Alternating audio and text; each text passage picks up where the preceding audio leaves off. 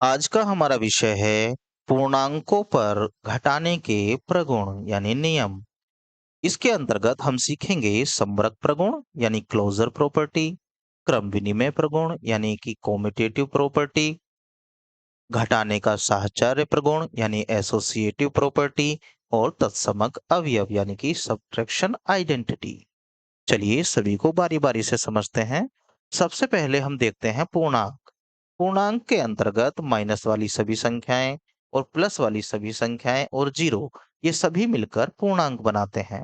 ध्यान दीजिए, ये संख्या पूरी पूरी होती हैं। चलिए नियमों को समझते हैं। सबसे पहले समवर्ग प्रगुण यानी कि समवर्ग नियम। इस नियम के अंतर्गत हमें दो संख्याएं लेनी होती हैं। उन दोनों संख्याओं को जब आपस में घटाया जाएगा तो घटाने के बाद जो संख्या आएगी, अगर वह भी पूर्णांक आया तो हम कह सकते हैं कि घटाने पर समवर्ग नियम लागू होता है। चलिए एक एग्जाम्पल से समझे। मानकर चलिए हमारे पास दो संख्याएं हैं, एक है 4, दूसरी है 8। अब हम 4 में से 8 को घटाकर देखते हैं। जब 4 में से 8 घटाया जाएगा तो माइनस के 4 आएगा, लेकिन माइनस का 4 भी पूर्णांक ही होता है। इसीलिए हम कह सकते हैं कि दो संख्याओं को जब आपस में घटाया जाएगा तो घटाने के बाद जो आंसर आएगा वो भी एक पूर्णांक आएगा। तो पूर्णांक संख्याओं में घटाने की संक्रिया समवर्ग नियम का पालन करती है, मतलब समवर्ग नियम यहाँ पर लागू होता है। आइए अगला नियम देखते हैं। अब आता है क्रम विनिमय प्रगुण यानी कि क्रम विनिमय नियम। इसके लिए हमें दो संख्याओं की जरूरत पड़ेगी। उन दो संख्याओं को जब आपस में घटाया जाएगा, फिर क्रम बदलकर घटाया जाएगा, तो दोनों तरीके से आंसर एक जैसा आना चाहिए। अगर ऐसा हुआ तो हम कह सकते हैं कि क्रम विनिमय नियम का पालन भी हो रहा है। चलिए देखते हैं। जो हमने समवर्ग नियम में संख्याएं ली थी उन्हीं संख्या को लीजिए। एक संख्या थी हमारे पास 4, एक संख्या थी हमारे पास 8। जब 4 में से 8 को घटाएंगे या फिर 8 में से 4 को घटाएंगे, देखते हैं आंसर क्या आता है। यहाँ 4 में से 8 घटाएंगे तो माइनस के 4 आता है, यहाँ 8 में से 4 घटाएंगे तो प्लस के 4 आता है। ध्यान दीजिए, दोनों संख्याएं अलग अलग आई हैं, इसका मतलब दोनों आंसर अलग अलग आए हैं। तो हम कह सकते हैं कि पूर्णांकों में घटाने की संक्रिया, संक्रिया मतलब ऑपरेशन जो हम लगा रहे हैं, क्रम विनिमय नियम का पालन नहीं करती है। चलिए अगला नियम समझते हैं, घटाने का साहचर्य प्रगुण। एक बात ध्यान रखिएगा, अगर कोई भी संक्रिया जो हम इस्तेमाल कर रहे हैं, अगर क्रम विनिमय नियम का पालन वो नहीं कर रही है तो वो साहचर्य नियम का पालन भी नहीं करेगी। आइए एग्जाम्पल से समझते हैं। इसके लिए तीन संख्याओं की जरूरत पड़ेगी।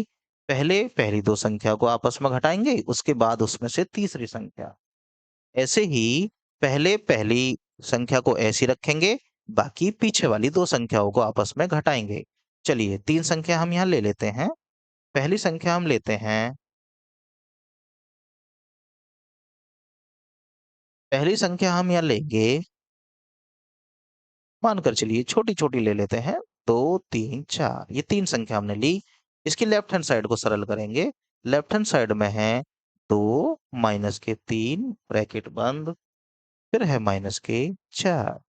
पहले इसी को सरल करते हैं। सबसे पहले 2 में से जब 3 को घटाया जाएगा तो माइनस का 1 आएगा। उसके बाद माइनस के 1 में से माइनस के 4 को घटाएंगे तो हमारे पास आंसर माइनस के 5 आ जाएगा। चलिए अब इसकी राइट हैंड साइड सोल्व करते हैं। 2 माइनस ब्रैकेट 3 माइनस 4। सबसे पहले ब्रैकेट सरल करेंगे। ब्रैकेट है हमारे पास 2 माइनस, यहाँ पर 3 में से जब 4 घटाया जाएगा तो माइनस का 1 आएगा, और माइनस की गुणा की जाएगी तो चिन्ह बनेगा प्लस का, यानी कि 2 प्लस 1, और 2 के साथ जब 1 को जोड़ा जाएगा तो आएगा 3। अब यहाँ ध्यान दीजिए, ये आंसर माइनस के 5 आया है और ये आंसर प्लस के 3 आया है। तो दोनों आंसर यहाँ से अलग अलग आए हैं। तो हम कह सकते हैं पूर्णांकों में घटाने की संक्रिया साहचर्य नियम का पालन नहीं करती है। चलिए अगला एग्जाम्पल देखें। अगला नियम हमारे सामने है तत्समक अवयव। इसके लिए सभी पूर्णांकों को ध्यान से देखिए। इसमें माइनस वाली संख्या भी है, प्लस वाली संख्याएं भी हैं और जीरो भी है। तो तत्समक अवयव से मतलब है ऐसी कोई संख्या जिसे किसी भी संख्या में से घटा दिया जाए तो घटाने के बाद वही संख्या वापस आ जाए, और उस संख्या में से जो संख्या दी गई है उसे वापस घटा दिया जाए तो फिर से वही संख्या आ जाए। आइए इस बात को समझते हैं। मानकर चलिए हमारे पास एक संख्या है 2। 2 में से मैं ऐसा क्या घटाऊं कि घटाने के बाद आंसर 2 ही आ जाए। फिर सबसे पहले इस संख्या को ध्यान से देखिए, 0। पूर्णांकों में 0 भी होता है, इसका मतलब 2 में से 0 घटा दूं तो वापस 2 ही आ जाएगा। और अगर 0 में से 2 घटाया जाए तो क्या वापस 2 आएगा? तो इस बार आएगा माइनस का 2। अब ध्यान से देखिए, दोनों तरफ से जब हमने सरल किया तो आंसर एक जैसा नहीं आया। नियम कहता है कि अगर कोई संख्या हमारे पास है उसमें से हम 0 को घटा दें और वापस फिर 0 में से उस संख्या को घटा दें तो आंसर एक जैसा ही आना चाहिए, जबकि यहाँ तो ऐसा नहीं हो रहा है। इसका मतलब पूर्णांकों पर घटाने के प्रगुण के अंतर्गत तत्समक अवयव नहीं होता है। यानी कि पूर्णांकों में घटाने का कोई भी तत्समक अवयव नहीं होता है। आशा करते हैं आपको ये नियम समझ आ गए होंगे। वीडियो को देखने के लिए धन्यवाद। Thanks for watching.